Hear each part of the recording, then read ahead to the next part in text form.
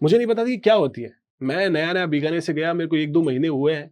अपन ने यहाँ पे थिएटर किया, थोड़ा बहुत यहाँ पे शॉर्ट फ़िल्म्स कर ली, म्यूज़िक वीडियोज़ कर लिया। प्रोफ़ेशनली अपने को नॉलेज नहीं था इतना। तो बोला मुझे बताया नहीं गया कि फीचर कास्टिंग है। मैं वहाँ पे गया हूँ, मैंने कहा यार चलो वैनिटी-वैनिटी मिली। आज ट्रीटमेंट तो बहुत अच्छा था, सब कुछ मैंने कहा भाई अपन तो स्टार बनेंगे, अब बीकानेर में अपन छा जाएँगे। और वेब में आपकी स्टोरी एक फ़िक्स होती है कि ये स्टोरी यहाँ से कहानी शुरू होगी, यहाँ पर ख़त्म होगी। तो वेब में आपको पता होता है कि आप क्या करने वाले हो। और टीवी में आपको ये नहीं पता होता है कि कल आप क्या शूट कर रहे हो। अच्छा। कि अगले दिन की कहानी क्या है, ये नहीं पता है। हमारी टीआरपी वेडनेसडे को आती है और वेडनेसडे को हमें पता हो टीआरपी के हिसाब से हमारी सारी स्टोरी चेंज हो जाती है बहुत बार। अच्छा, एक्टिंग कह दो या जो ये टीवी की आर्टिस्ट कोई भी हो, ये जो लाइन है इसमें समय तो ज्यादा लगता ही है जी। और सफलता की कोई गारंटी नहीं है कि हाँ आप सफल हो ही जाओगे। और दूसरी बात इसमें जो है वो सबसे ज्यादा ये है कि आर्थिक रूप से बहुत मजबूत होना जरूरी होता है, क्योंकि पैसे इसमें बहुत लगते हैं। तो ऐसी कोई समस्या आर्थिक रूप से आपके आई? तो मेरी फर्स्ट बीकानेर में आने के बाद में पहली गाड़ी रुकती है, वो कचौरी की दुकान पे रुकती है। आते ही पहली चीज़ जो मैं खाता हूँ, वो होती है कचौरी। तो फिर मार भी पड़ती होगी घर में? बहुत मार खाई है मैंने, मम्मी से बहुत मार खाई है। हम 2 भाई हैं, तो 2 भाइयों में तो लड़ाइयाँ चलती ही रहती है। स्वाभाविक है। हाँ। बीकानेर में खूब सारे थिएटर कलाकार हैं, पर चुनिंदा लोग ही फिल्म सिटी तक पहुंच पाए। उसमें भी अगर अभी की बात की जाए तो जय नीरज, दीपक पारेख जैसे बड़े कलाकारों ने बीकानेर का लोहा मनवाया है। और इन्हीं की पंक्ति में एक जो नाम फिल्म सिटी में अपनी आभा बिखेर रहा है, वो है अनुराग व्यास। ये पिछले 10 सालों से अभिनय कर रहे हैं और नागिन, आशिकाना, आप क्या जाने से, डोरी जैसे बड़े प्रोजेक्ट्स में महत्वपूर्ण किरदार निभा चुके हैं। आज हम इनसे जानेंगे बीकानेर से मुंबई तक के इनके सफर को। आज हमारे साथ है अभिनेता अनुराग व्यास। नमस्कार, मैं Yogesh Rajasthani, talk with BMR में आपका स्वागत है।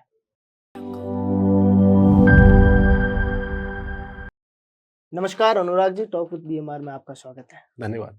मैं बात की शुरुआत यहीं से करूंगा कि बीकानेर जिसको एक एशिया का गांव कहते हैं, आधुनिक गांव कह दो, यहाँ से निकलकर आप फिल्म सिटी तक पहुंच गए। तो आपको कैसा लग रहा है? पहले तो सबसे पहले तो मैं बीकानेर को गाँव नहीं कहूँगा, छोटी काशी मैं हमेशा मेंशन करता हूँ। लेकिन आधुनिक तौर पर जो लोग कहते हैं वो हाँ, इसे वो उससे मैं एग्री आधुनिक हूँ। एशिया का आधुनिक गांव की ही संज्ञा देते हैं नॉर्मली। हाँ, तो मुझे बहुत ही बेहतरीन लग रहा है ऑब्वियसली।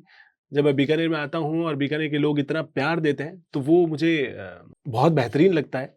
तो ऑब्वियसली बहुत अच्छा ही लग रहा है मुझे।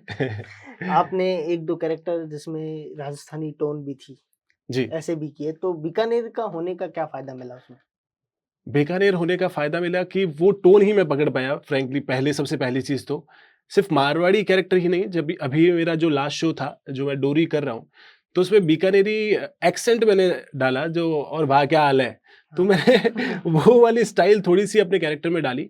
मैंने लैंग्वेज थोड़ी-सी यूपी बेस्ड रखी, पर जो लहज़ा था, जो हम इतना थोड़े से लाउड होते हैं हम लोग, तो वो थोड़ा-सा लाउडपन मैंने उसके अंदर रखा। वो फ्लेवर मैंने बीकानेर वाला इसके अंदर रखा। तो बीकानेर बहुत हेल्प कर रहा है मुझे उस चीज़ में भी। बीकानेर तो आपके अंदर है ही, जी। तो ये लाउड जो तरीका है जो बोलने का, ये तो हर जगह ही काम आता ही होगा। हाँ, वो तो ऑब्वियसली काम आता ही है। अ, हम बीकानेर के लोग थोड़ा-सा फ़ास्ट बोलते हैं, तो वो मेरे लिए फ़ायदा भी है, वो मेरे लिए ड्रॉबैक भी है। हाँ। कुछ-कुछ कैरेक्टर्स में की ज़रूरत होती है जहाँ आपको फ़ास्ट बोलना होता है। कुछ-कुछ कैरेक्टर्स में आपको थोड़ा स्लो बोलना होता है। तो बीकानेरी होने का ये फ़ायदा है कि जहाँ फ़ास्ट बोलना होता है, वहाँ मैं बहुत फ़ास्ट बोल पाता हूँ और जहाँ स्लो बोलना होता है, तो मुझे फ़ास्ट और स्लो कैसे बोलना है, वो दोनों पता है। बीकानेर स्लो के होने लिए का फिर मेहनत हाँ, करनी स्लो पड़ती के लिए है। मेहनत करनी पड़ी मुझे क्योंकि फ़ास्ट तो मैं बचपन से बोल ही रहा हूँ इतना। एक ये होता है कि जब आप कोई कैरेक्टर करते हो, जी। तो कैरेक्टर एक लंबे टाइम तक अगर आप एक ही कैरेक्टर करते रहो, तो उसकी झलक आप में देखने को मिलने लग जाती है फिर। जी। तो उससे कैसे बचते हो फिर? क्योंकि ये आपको तो एक काम के बाद दूसरा काम करना है और दूसरा हाँ, कैरेक्टर होगा सामने। हाँ। ये मेरे साथ में हुआ था जब मैंने मेरा फर्स्ट प्ले किया था बीकानेर में। तो मेरे जो थिएटर के गुरु हैं, जिनके साथ में मैंने थिएटर शुरू किया, अशोक जी जोशी। अच्छा। अ, तो उस पहले प्ले का असर मेरे दूसरे प्ले में दिख रहा था क्योंकि उसकी रिहर्सल हमने 4 महीने 5 महीने की थी। तो वो मुझसे निकल नहीं रहा था। तो उन्होंने मुझे उसका प्रोसेस बताया कि क्या प्रोसेस है आपको इस चीज़ से निकलने का। मैंने उन चीज़ों को समझा और कैरेक्टर को कॉन्शियसली अपने दिमाग में फीड किया, सबकॉन्शियसली उसको मैं अपने दिमाग में नहीं आने दिया। जब आप सबकॉन्शियसली उस चीज़ को बिठा लेते हो, तो वो आप पे हावी हो जाता है। और हमेशा एज़ एन एक्टर भी आप इतना क्विक नहीं कर पाते हो, ये सच है। तो उस प्रोसेस में भी थोड़ा-सा वक़्त लगता है। जैसे अभी मैं यूपी बेस्ड कैरेक्टर कर रहा था, तो यूपी वाला एक्सेंट अगर अभी मैं रिसेंटली कुछ मॉक शूट वगैरह कुछ किए हैं, तो वो मुझसे स्टार्टिंग में गया नहीं और मुझे रियलाइज़ हुआ कि यार ये नहीं जा रहा है। तो उसपे मैंने थोड़ा-सा खुद को प्रिपेयर किया कि यार थोड़ा-सा खुद को ढाला जाए, बाकी चीज़ें भी देखी जाए, सबकॉन्शियसली शायद फ़ीड हो गया है, तो उसे निकाला जाए। तो वो प्रोसेस है, उसमें थोड़ा-सा वक़्त तो लगता ही है, पर वो ट्रिक मेरे बहुत काम आई, फर्स्ट प्ले के बाद में जो मेरे को मेरे थिएटर वाले सर ने बताई। एक थिएटर की बात चल रही है और जी। मैंने एक आपकी पहले भी बात सुनी थी, उसमें आपने कहा कि भई मैं जब काम कर रहा होता हूँ, हुँ। उसके बीच में भी मैं इंटरव्यू देता रहता हूँ, हाँ। ताकि वो कैरेक्टर मेरे ऊपर हावी ना हो। हाँ, वो सबसे ज़रूरी चीज़ है, क्योंकि क्या होता है हमारी 14 से 15 घंटे की शिफ्ट होती है। उस बीच में आप इतना पूरे दिन उस कैरेक्टर में रहते हो कि आप आम जीवन को भूल जाते हो बहुत बार। तो मैं आम जीवन को भूल ना पाऊँ, इसलिए मैं इंटरव्यूज़ देता रहता हूँ, इसलिए मैं मेरे दोस्तों से मिलता रहता हूँ। मेरे आज भी मुंबई में जो दोस्त हैं, वो बीकानेर वाले ज़्यादा दोस्त हैं अच्छा, और मेरे मुंबई वाले बहुत कम दोस्त हैं, ताकि मैं अपने रूट को ना भूल पाऊँ कम से कम। अगर वो मैं भूल गया तो एज़ एन आर्टिस्ट मैं ऐसा समझता हूँ कि मैं किल हो जाऊँगा। क्योंकि मैं जितना ज़मीनी और जितना खुद की जगह को जोड़े रखूँगा खुद से, मैं उतना बेहतर परफ़ॉर्म कर पाऊँगा। क्योंकि एक्टिंग सारा रूट का खेल है, सारा कैरेक्टर का खेल है। तो मैं अगर मुंबई की हवा मैंने खुद को लगा ली, तो तो शायद मैं उस चीज़ को नहीं वो वो चीज़ें एक्टर भी कहीं गुम जाएगा शायद। हाँ, तो वो चीज़ें भी जाननी ज़रूरी है। वो भी मुझे ऐसा लगता है वो जाननी भी ज़रूरी है। पर वो मैंने ऊपरी सतही रूप से जान ली। पर बेसिकली जैसे मैं कैरेक्टर्स करना चाहता हूँ या बाकी ओवरऑल जो पर्सनैलिटीज़ होती है कैरेक्टर्स की, वो मुझे आस-पास मेरे बीकानेर में मिल जाती है। लगभग सारे लगभग कैरेक्टर सारे कैरेक्टर्स मिल जाते हैं। जो मेन जो आपके कैरेक्टर जो आपको दे दिया किसी ने, हुँ, स्क्रिप्ट बता दी, जी। तो आप उसकी रिहर्सल कैसे करते हो? क्योंकि आपको पहले खुद प्रैक्टिस करनी पड़ती है हुँ। या सीधा सेट पे ही होती है उसकी प्रैक्टिस? देखो टीवी में तो ये प्रोसेस होता है कि आपको बहुत बार गरमा-गरम स्क्रिप्ट आती है। अच्छा, ताज़ी कि एकदम। हाँ, कि एकदम ताज़ी स्क्रिप्ट आती है। हम बोलते हैं कि गरमा-गरम स्क्रिप्ट आई हाँ, है। तो आपको सबसे स्टार्टिंग में आपको थोड़ी-सी प्रॉब्लम होती है, थोड़ी-सी मेहनत करनी पड़ती है। एक बार आप जब कैरेक्टर समझ जाते हो, तो फिर आपको सिर्फ़ पता होता है कि इस चीज़ को कैसे करना है और अगर आप वेब कर रहे हो, तो थोड़ा-सा प्रोसेस अलग हो जाता है। आप ऐड कर रहे हो, तो थोड़ा-सा प्रोसेस अलग हो जाता है। जैसे मैं वेब कर रहा था, मैंने एक रिसेंटली वेब सीरीज़ करी वॉचो पे जाल। तो उसकी स्क्रिप्ट मैंने 10 दिन पहले ही मंगवा ली और अच्छा, उस स्क्रिप्ट को मैंने 10 दिन तक पढ़ा और थोड़ा बहुत समझा। मैं कहीं गया भी नहीं, थोड़ा बहुत समझने की कोशिश करी कि कैरेक्टर क्या है, क्योंकि वो एक फ्लो में होना है और आप वहाँ पर जाके उसको करने की कोशिश करोगे तो थोड़ा-सा डिफ़िकल्ट हो जाता है। तो वो कैरेक्टर समझने के लिए मेरा वेब में प्रोसेस अलग है, टीवी में टीवी में प्रोसेस अलग है, प्रोसेस ऐड अलग में है। प्रोसेस अलग है। ऐड की आपने बात की, तो आपके साथ एक बार ऐसा हुआ कि आपको पूरा तैयार करके केवल जूते-जूते दिखा के वापस भेज दिया? वो क्या वो घटना थी पूरी? वो मैं जब मुंबई नया-नया गया था तो मेरे को कॉल आता है कि एक एड शूट है। उससे पहले मुझे एक टीवी शो मिल गया था। अच्छा, उसमें मैं लीड में फाइनल हो गया और मैं वो बहुत खुश।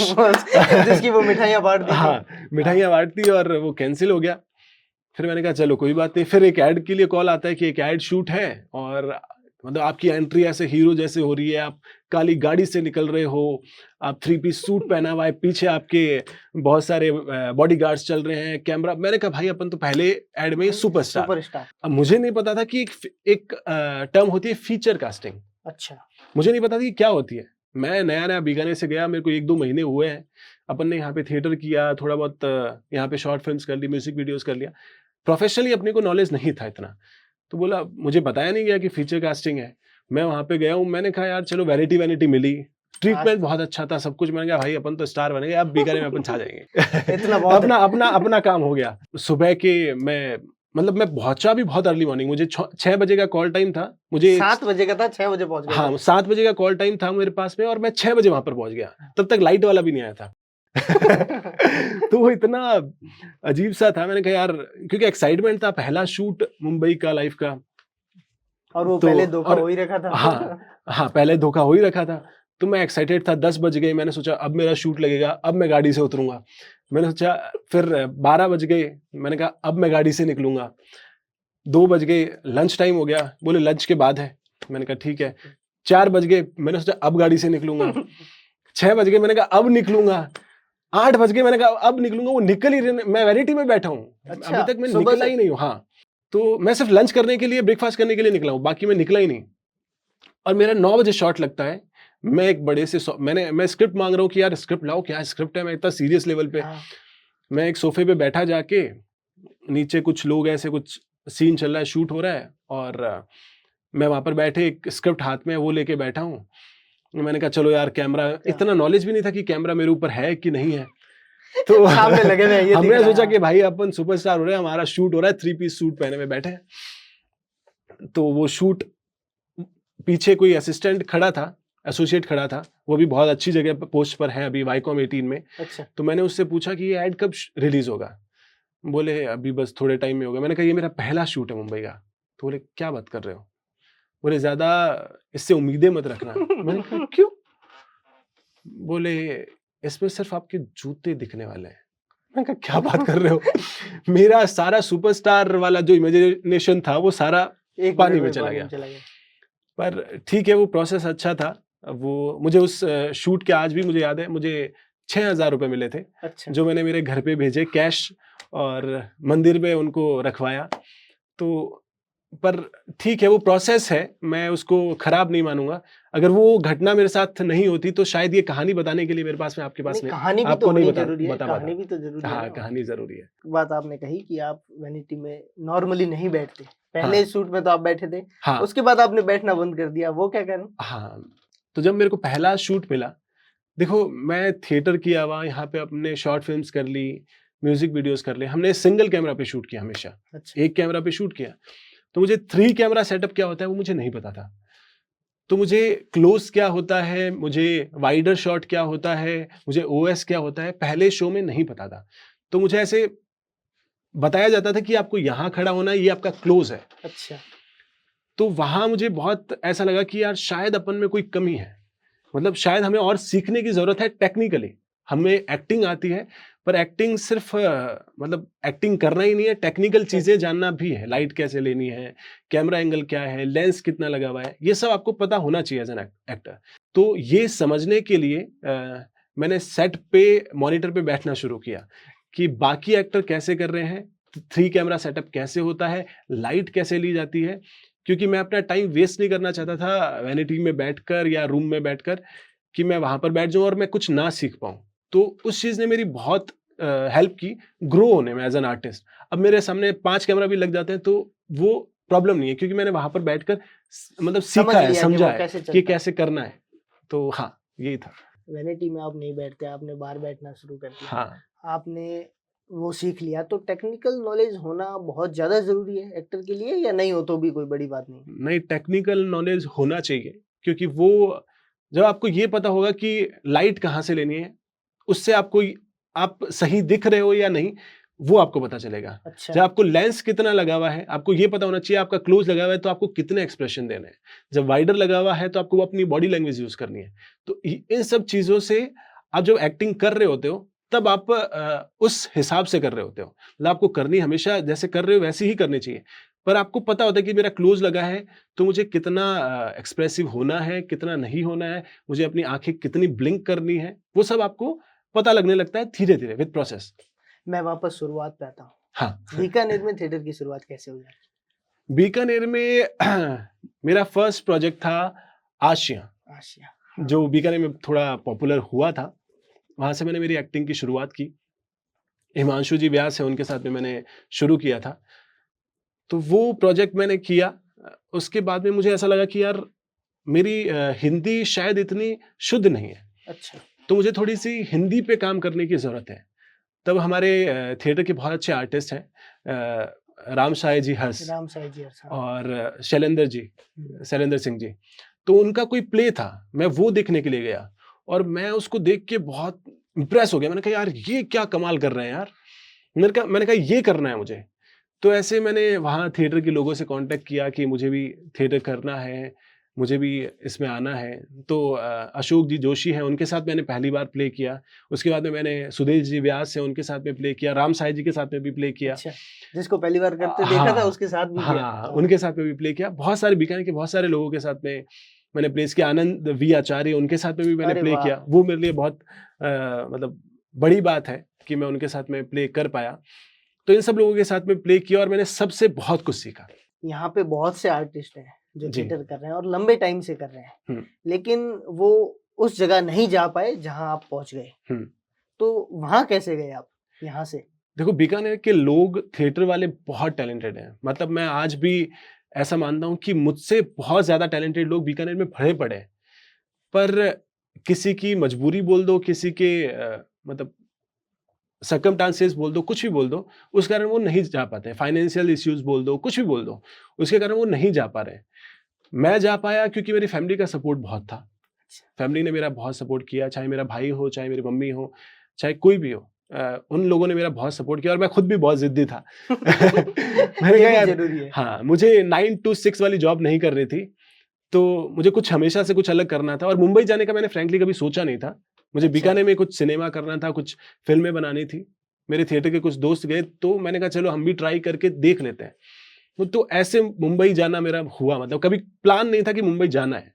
पहले में नहीं हुआ हुँ, पर आपने मिठाइयाँ बाँट दी। हुँ, तो एक तो वो पहले ही मोरल डाउन हो जाता है। हुँ, उसके बाद ऐड मिला तो वो केवल जूतों वाला। हुँ। तो आपको ऐसे पूरा रोल कब मिला कि हाँ, अब मैं सैटिस्फाइड हूँ, ये रोल सही है? तो एज़ एन आर्टिस्ट आप कभी सैटिस्फाइड होते नहीं हो, पहली चीज़ तो। और जब मेरे को रिजेक्शन मिला तो मैं उससे कभी निराश नहीं हुआ। मैंने ये चीज़ सोची कि यार मैं पहले ऑडिशन में अगर लीड क्रैक कर सकता हूँ, हाँ, तो मैं प्राप्त कुछ भी कर, मतलब काम तो मिल ही जाएगा मुझे। कोई टेंशन वाली बात नहीं है। मतलब अपन में बात तो है, अपन कर तो लेंगे। तो ये वो, कॉन्फिडेंस ज़रूरी है वैसे। हाँ, ये ज़रूरी है। चाहे झूठा ही हो, हाँ, वो ज़रूरी है। वो दूसरे को थोड़ी बताना हाँ, है। मतलब मैं हमेशा ऐसे ही सोचता था कि यार अगर मैं यहाँ पहुँच सकता हूँ, मतलब मैं कर तो सकता हूँ। शायद वक़्त लगेगा, शायद थोड़ी और मेहनत करने की ज़रूरत है खुद के ऊपर, पर मिल जाएगा।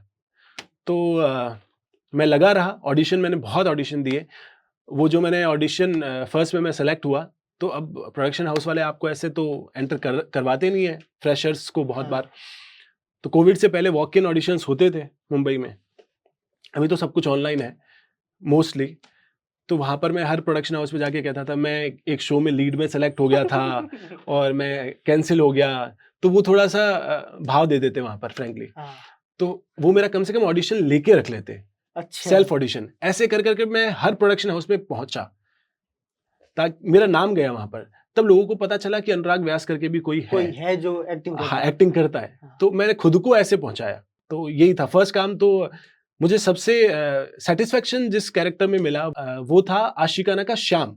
आशिकाना, अच्छा। वो करने में मुझे बहुत मजा आया एज एन आर्टिस्ट, और जो मैंने अभी जाल किया उसमें भी एज एन आर्टिस्ट मुझे बहुत मजा आया करने में। पर जो सबसे सेटिस्फाइंग एज एन आर्टिस्ट जो कैरेक्टर मुझे अभी तक लगता है, अभी और भी बहुत कुछ करना है, पर अभी तक अभी तो फिलहाल जो बहुत लग रहा है, लंबा सफ़र है। हाँ, तो वो श्याम का कैरेक्टर जो उसमें था वो बहुत बेहतरीन लगता है मुझे। उसमें लीड रोल था आपका?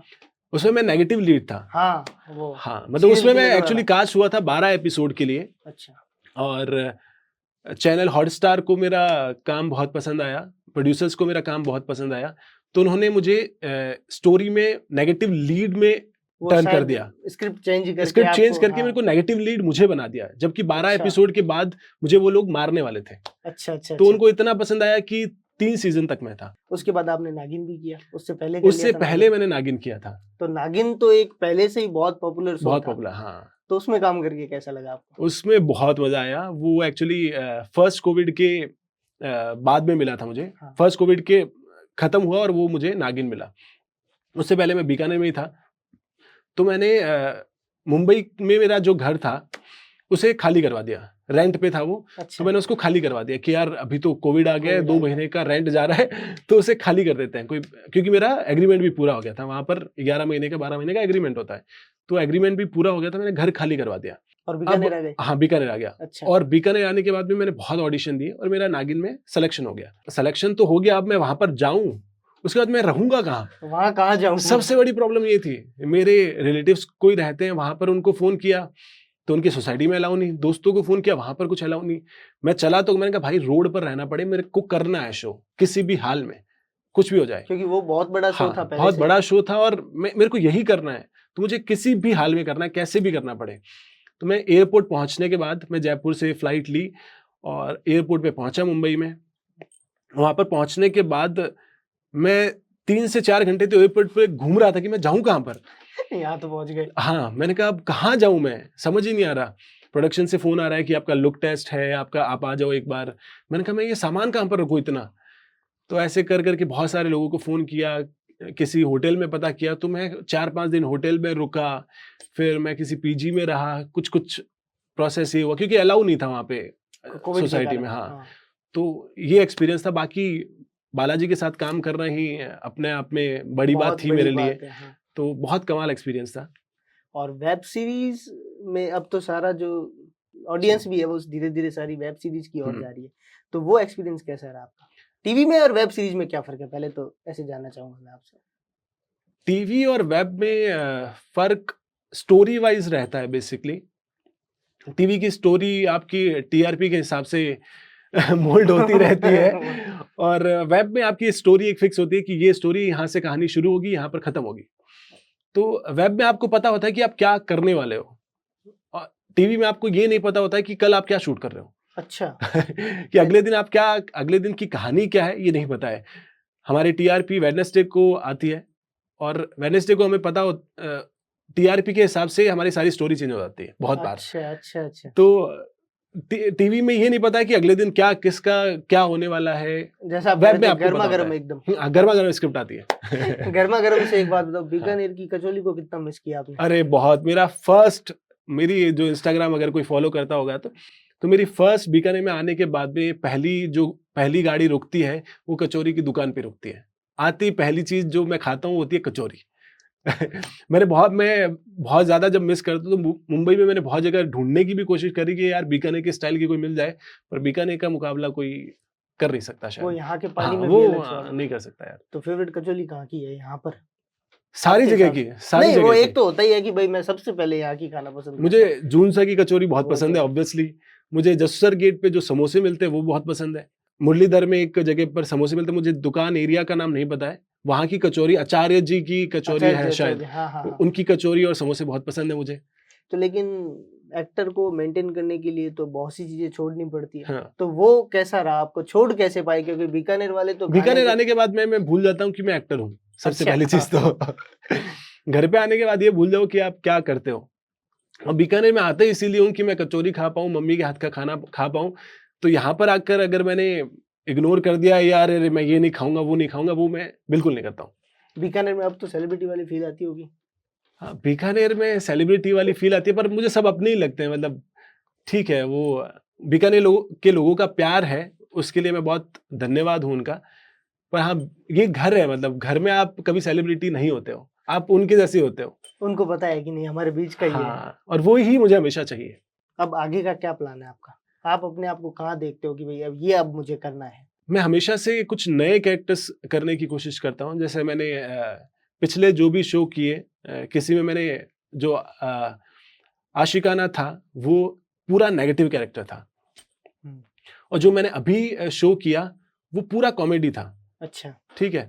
तो मैं खुद को एज़ एन आर्टिस्ट ये सोचता रहता हूँ कि यार मैं कुछ अलग करूँ। अगर मैंने नेगेटिव किया है, तो मैं स्टीरियोटाइप वो वाली चीज़ ना हो जाए कि ये ऐसा ही ये एक्टिंग करता परमानेंट है। नेगेटिव हाँ, रोल ना नेगेटिव जाए। है वो नहीं चाहिए था मुझे। इसलिए मैंने कोशिश करी कि ऐसे रोल ढूँढूँ मैं, ऐसे रोल करूँ जिनमें मैं हर बार कुछ अलग कर पाऊँ।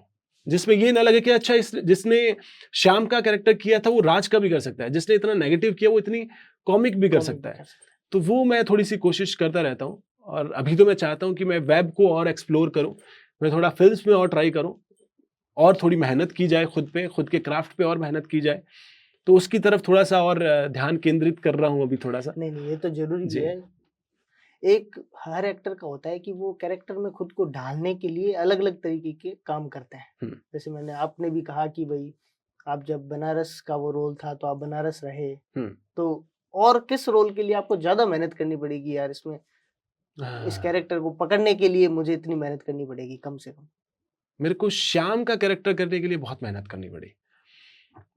क्योंकि श्याम की एंट्री होती है जब इसमें शो में, तो वो बहुत सीधा-साधा, बहुत अच्छा लड़का जिसको पोलियो हो रखा है, अच्छा, वैसा लड़का है। बहुत अच्छा लड़का मतलब ऐसे बोले कि शादी इसी लड़के से होनी चाहिए। अच्छा, जो इतना मतलब बढ़िया। बोलते हैं ना कि हस्बैंड मटेरियल, वैसा लड़का।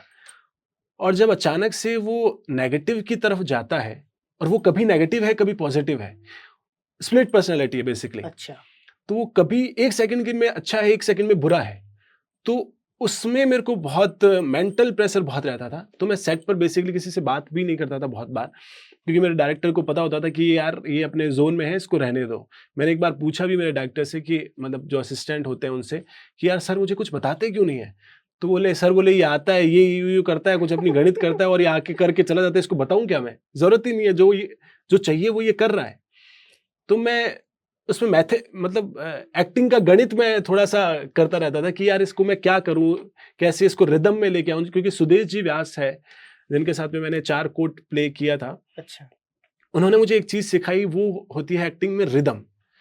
एक्टिंग में रिदम बहुत इंपॉर्टेंट है, उन्होंने मुझे ये समझाई। बहुत गालियाँ भी खाई मैंने उनसे वो तो उस प्यार होता दौरान। है उस हाँ, टाइम। मतलब वो प्यार ही है ऑब्वियसली।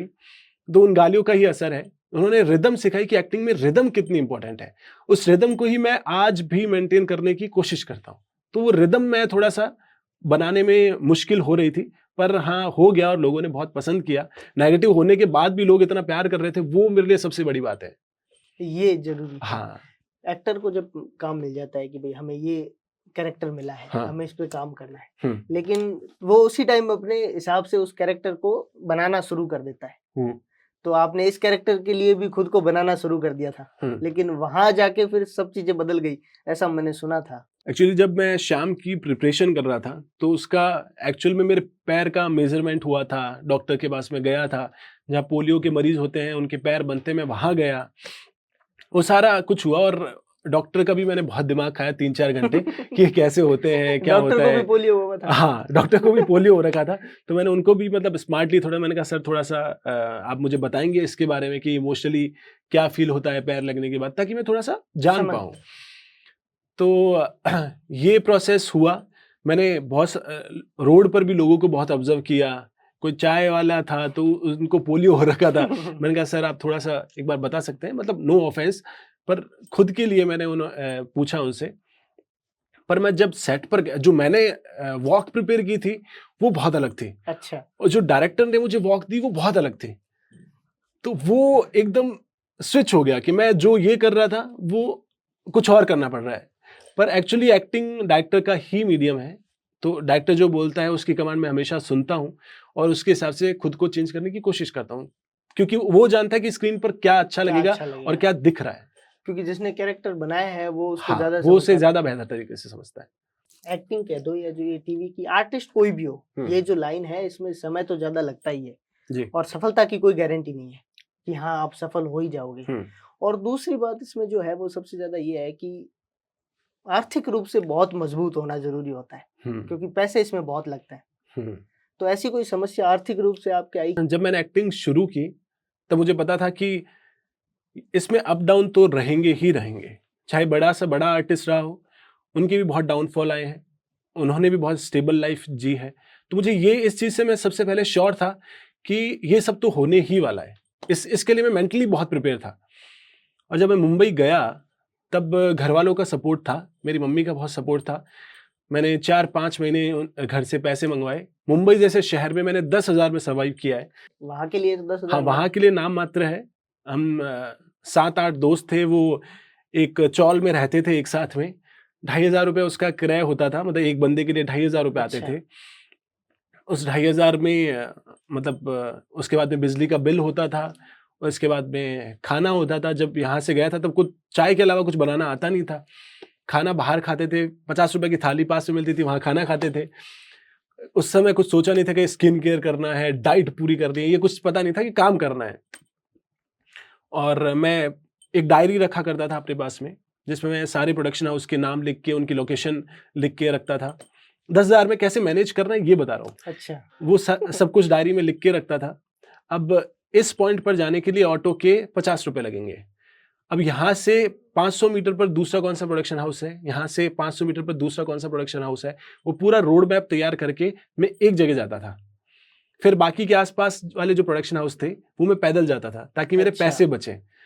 तो ताकि आप द पूरा रूट हाँ, बना के कि यहाँ रूट से बना यहाँ के हाँ, जाना है। कि मैं यहाँ-यहाँ जा पाऊँ। एक दिन में मेरा टारगेट होता था कम से कम 4 से 5 प्रोडक्शन हाउस कवर कर पाऊँ, स्टार्टिंग में। तो मुश्किल था, पर मैं उसको बहुत चैलेंजिंग नहीं मानूँगा। वो प्रोसेस था, मैं नहीं हर दूसरा एक्टर ऐसे ही करता है, जो फाइनेंशियली स्ट्रांग भी है। अब उससे मेरे को फ़ायदा क्या हुआ कि मुझे पता था कि मेरे पास में कुछ ऑप्शन नहीं है, मुझे मेहनत करनी ही पड़ेगी। हमारी फैमिली बैकग्राउंड, मेरी मम्मी एक नॉर्मल गवर्नमेंट टीचर है, मेरा भाई जॉब करता है, मुझे और कुछ आता नहीं है। आता है तो मुझे करना नहीं है, करनी मुझे सिर्फ़ एक्टिंग है, तो मेरे पास ऑप्शन नहीं है। मैंने कभी भी प्लान बी नहीं रखा लाइफ़ में, अच्छा, सबकॉन्शियसली भी नहीं रखा, क्योंकि मैं नहीं अगर तो सबकॉन्शियसली बी प्लान रख लूँगा तो मैं प्लान ए पे थोड़ा-सा मेहनत करना कम कर दूँगा। मैंने प्लान ए हमेशा सिर्फ़ और सिर्फ़ एक्टिंग रखा, ताकि मैं उसकी तरफ फ़ोकस्ड हो पाऊँ। इसलिए मुझे पैदल जाना या फिर बाकी चीज़ें करना मुझे मुश्किल नहीं लगती थी। अब थोड़ी-सी लगती है कि मैंने अब कैसे किया। पर हाँ, उस समय वो इतना जोश था काम के लिए, एक्टिंग के लिए, वो आज भी है, पर मुश्किल नहीं लगा मुझे कभी भी बहुत। अब ऑडिशन में दिक्कत होती है? अब थैंकफुली नहीं होती है। अब ऐसा कुछ काम चल गया करणी माता की दया से, तो वो चल रहा है। अब लोग खुद फ़ोन कर देते हैं, बहुत बार मैं भी उनको अप्रोच कर देता हूँ, और काम माँगने में कभी भी शर्म नहीं शर्म करनी नहीं, चाहिए, हाँ, ऐसा मैं मानता हूँ। तो अभी इतनी प्रॉब्लम नहीं होती है, स्टार्टिंग में सबको होती है ये प्रॉब्लम। स्टार्ट पे आपने मेहनत कर दी तो आगे आने वाला समय आपके लिए थोड़ा-सा आसान हो आसान जाता हो है। जाता है। एक जो आम तौर पर समस्या आती है, हुँ, जो मुझे लगता है कि आती है, हुँ, अब सही में आती है, नहीं आती है, आप क्या ही वो तो आप बताओगे, हुँ, वो है इंग्लिश की। हाँ। यहाँ से निकल कर जो जाएगा उसकी इंग्लिश की बड़ी समस्या आएगी। हुँ, ऐसी कोई समस्या फेस करनी पड़ी आपको? हाँ, बहुत बार। बहुत फ़नी सा किस्सा है, और बहुत जब मैं गया था वहाँ पर, तो पहला एक ऑडिशन आया जो पूरा इंग्लिश में था। अच्छा, तो मैं वो कर नहीं पा रहा था, क्योंकि मैं हिंदी मीडियम स्कूल में पढ़ा हूँ, मैंने हिंदी थिएटर किया है, सब कुछ हिंदी में किया है। तो अंग्रेज़ी इतनी स्ट्रॉन्ग नहीं थी, और उसका मुझे थोड़ा-सा ये भी था कि यार अंग्रेज़ी स्ट्रॉन्ग नहीं है तो मैं कैसे करूँगा बाकी सब चीज़ें, या फिर बा लोग जब अंग्रेज़ी में बात करते थे, मैं थोड़ा-सा डरता था कि यार मैं क्या जवाब दूँ?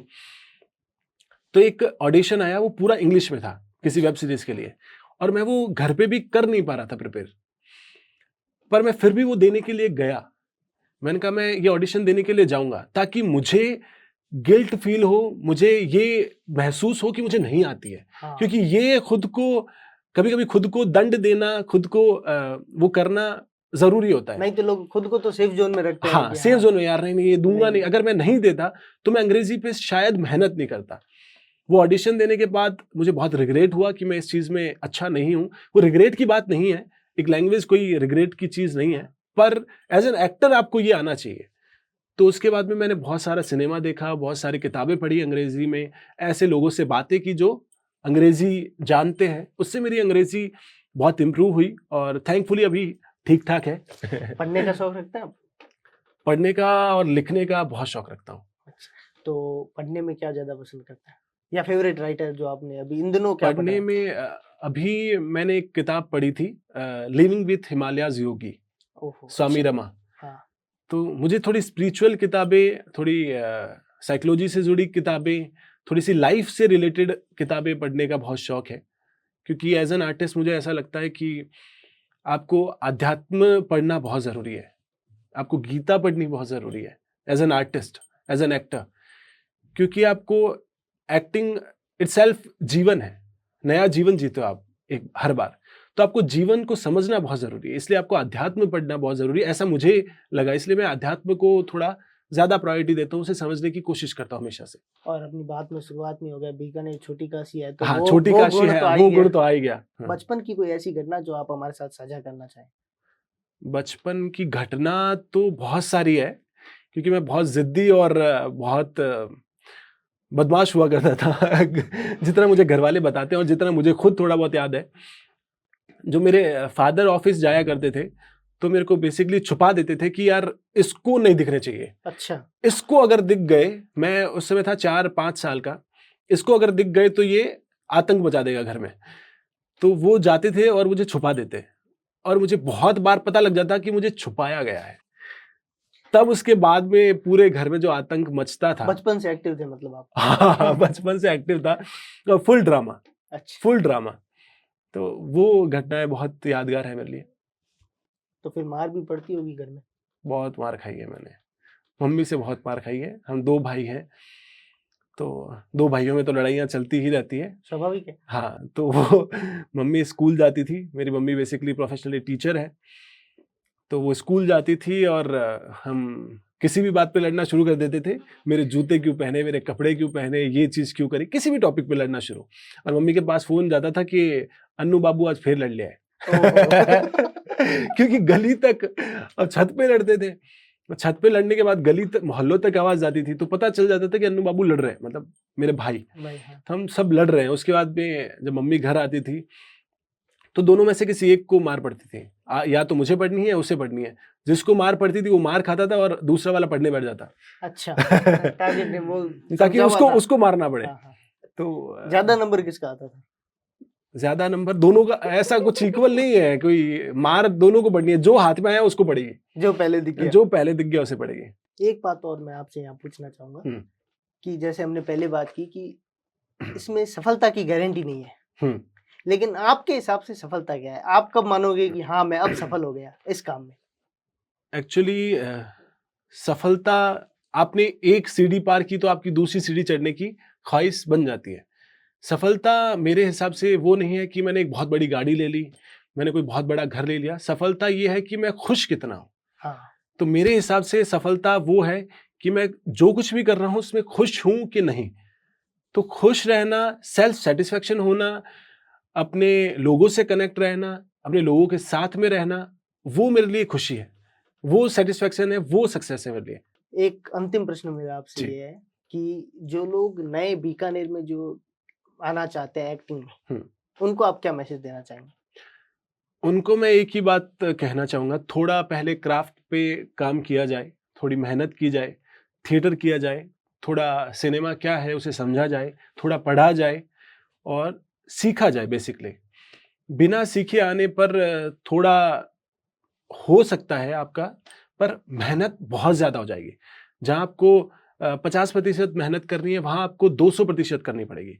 तो वो मेहनत वहाँ पर पैसे भी लगेंगे, आप रहोगे उस चीज़ के। बीकानेर में रह के आप थिएटर करोगे तो आपको फ्री में सीख सकते हो, क्योंकि खुद का घर है, आपका कम्फर्ट ज़ोन है, सब चीज़ें है वहाँ पर। तो पहले सीखा जाए, उसके बाद आया जाए। सिर्फ़ लुक के बेसिस पे कभी ना आ जाए, क्योंकि केवल लुक ये से सोच कुछ के नहीं कि मिलता नहीं है। मुझे भी करना है बस हाँ, देखा-देखी नहीं। हाँ, वो ना हो, पहले उस चीज़ पे थोड़ा, क्योंकि ये भी प्योरली बिज़नेस ही है, तो उसे उस नज़र से देखा जाए। इमोशनली आप एक्टर बनना चाहते हो वो अच्छी बात है, वो होना भी चाहिए, मैं भी यही चाहता था। पर ये बिज़नेस है और काम उसी को मिलता है जिसको काम आता है, तो हाँ, पहले काम सीखा जाए, बेसिक क्लियर होना बेसिक चाहिए। क्लियर होने चाहिए। अनुराग जी आप हमारे यहाँ पधारे। जी, जी, बहुत-बहुत जी। धन्यवाद। Thank you, thank you, thank you, thank you.